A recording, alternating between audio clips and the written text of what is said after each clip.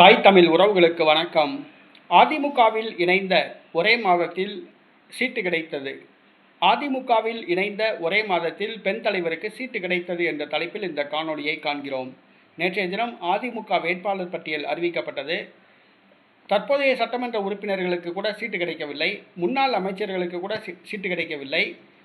எடப்பாடியை நம்பி புதிதாக கட்சியில் இணைந்தவர்களுக்கும் சீட்டு கிடைக்கவில்லை. இந்த சூழ்நிலையில் கட்சியில் இணைந்த ஒரே மாதத்தில் ஒரு பெண் தலைவருக்கு சீட்டு கிடைத்துள்ளது.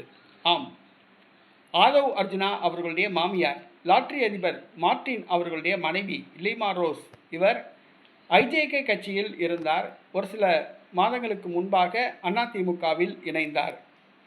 அதிமுகவில் அவர் திருவானனை தொகுதியில் போட்டியிடுவதாக கூறப்பட்டது. தற்பொழுது அவர் லால்குடி தொகுதி வேட்பாளராக அறிவிக்கப்பட்டுள்ளார்.